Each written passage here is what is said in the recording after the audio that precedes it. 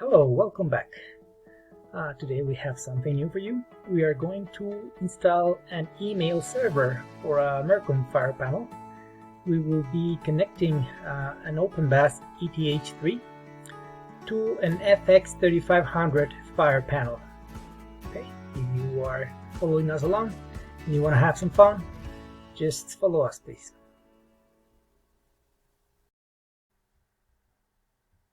Well, we're going to start talking about the implementation of the web email server for the FX-3500. We will use a case study in an actual installation where we had an FX-3500 and the customer was needing that the Fire panel was sending emails on every alert.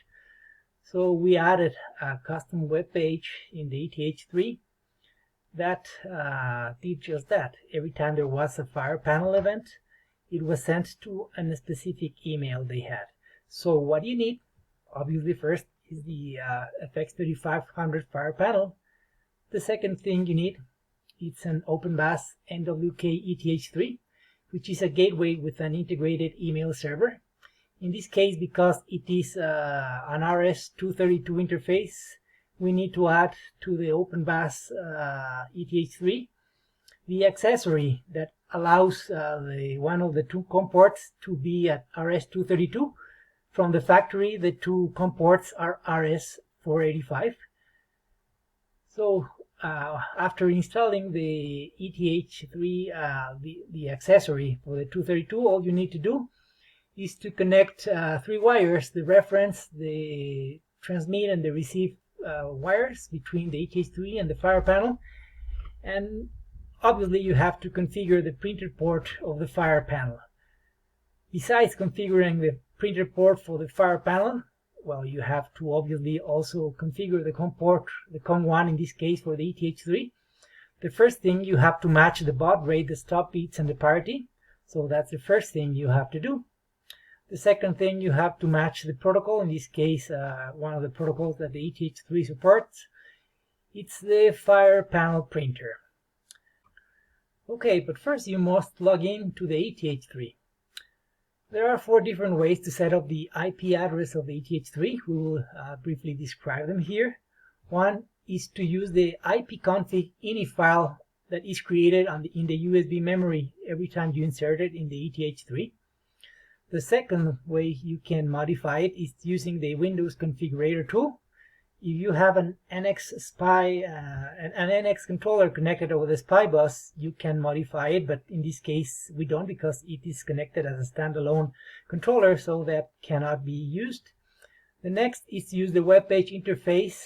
Of course, you have to already know its IP address, which we don't.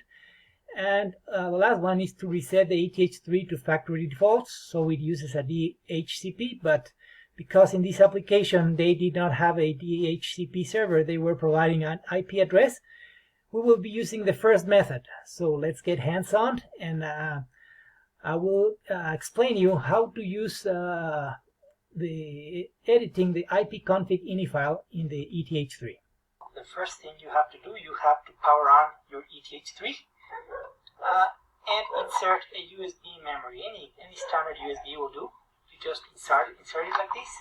You will notice that the USB LEDs will start blinking, and after a couple of seconds you can remove the USB, and then we will see in the memory in the computer what's the IP that it currently has. Okay, what I am going to do here is I will install the memory stick into my computer.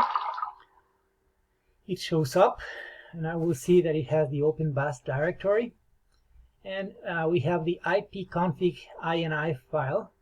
All we have to do is we edit, and if you want to change the address, just select here Y for apply changes. Put here the new IP address. Just make sure you only change the numbers, you don't change the brackets or the structure of the file, otherwise the ETH3 will not be able to recognize it. So if in this case it has the DHCP enabled, we have to disable DHCP. So again, we apply changes, we disable the DHCP, and in this case I will just leave this IP address so we can keep connected to it. I save the file, and after I save the file, I remove it just put here eject and put it back to the ETH3 and it will get the new address. Once I put it back to the ETH3, we will notice that it will get the new configuration and it will reset itself. So we just plug the memory. We see it's detecting the new configuration. It will reboot. We know about the reboot sequence because these LEDs blink 10 times. And after that, it comes back to operation with the new IP address. Okay, now I have to check connectivity. So first I have to check with ipconfig that my computer is in the same segment. In this case it is, so I will just ping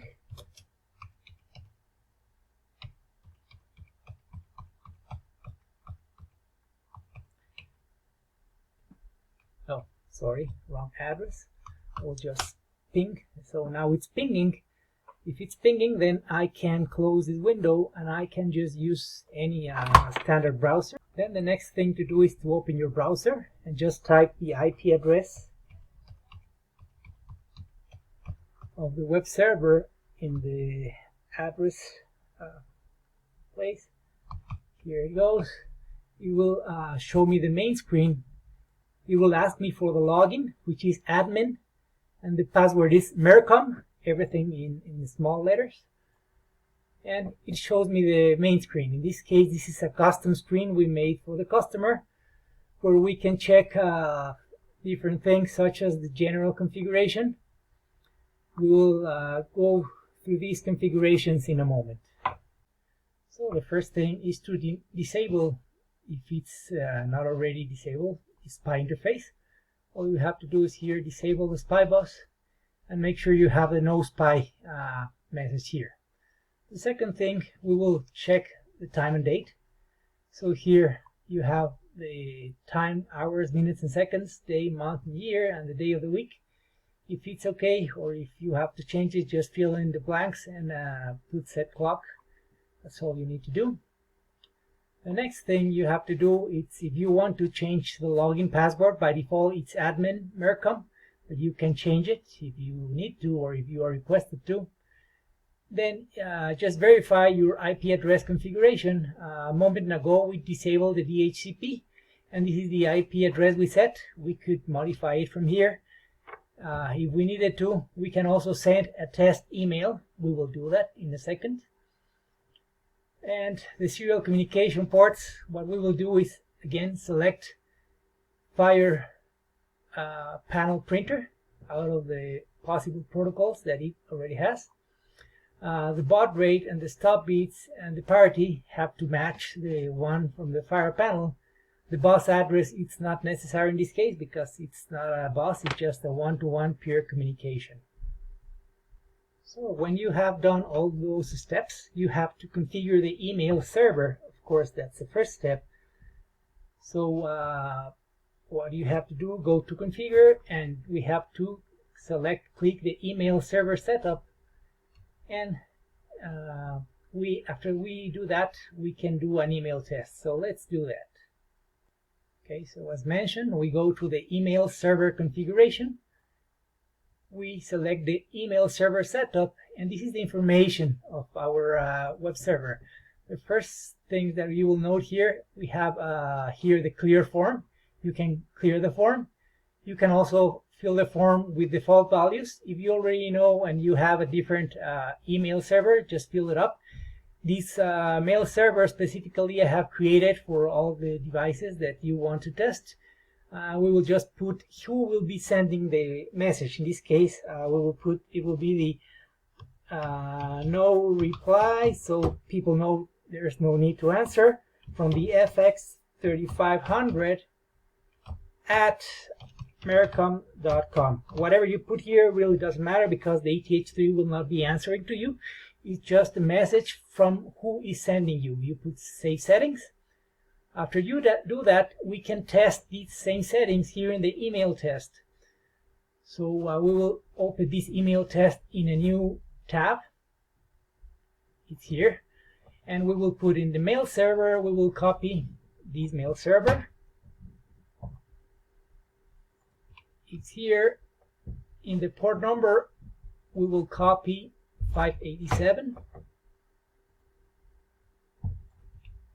It already has the username and the password, but we can just copy and paste just to make sure. Copy here, paste here. For the password, just copy here, come back here, paste here, and you will put it to who it will be sent. I'll put my own mail here.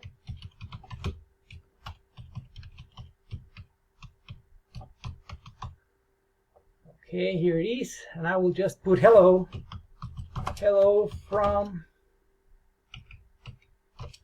the FX-3500. I put some message. If everything's okay, I should be receiving here a green message saying that the message was correctly sent. Your message has been sent, and anytime soon I should be receiving the message here. Okay, the message just arrived. A couple seconds and I will see here it's hello from the FX-3500, and there it is. Okay, so now that we have tested that my mail server is working, let's go back and set the rest of the configuration. I already set the email server setup, and the next thing to do is email number 1. Email 1 is reserved for Fire Panel 1. Email 2 is reserved for the COM2. If we add a second fire panel, all the other ones are for general use. So again, I will put here, I will just put here fire panel. Again, also you have help about the trigger field. Here in this case we should put fire-1 because it's COM1. So I will put just fire-1. In 2 I will put Medina, this is my mail, and I will copy to my secondary mail. And I will put here, this is the subject of the email. Of course you can put anything you want, and this will be a fixed part of the body. I will put just fixed part of the body. Okay, I will put save, and I will just verify my email server setup is correct, my mail server is correct.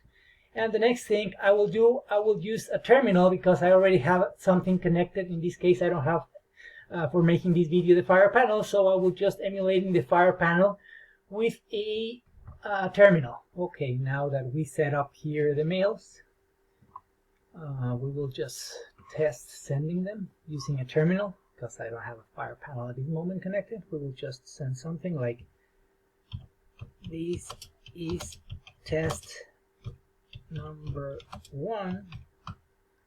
Click OK. The fire panel should be answering. Okay, that's fine. Let's send a second message.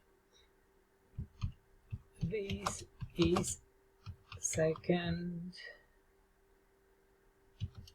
fire alarm message. Click OK, and there you go. So it's already been sent.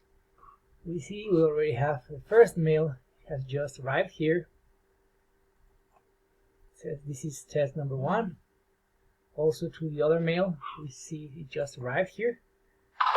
This is second fire alarm. Okay, they arrived out of order, but anyway, it's just very simple to see how easy it is. Okay, here arrived the second message, and here arrived the first message. So we just sent message number 1, message number 2.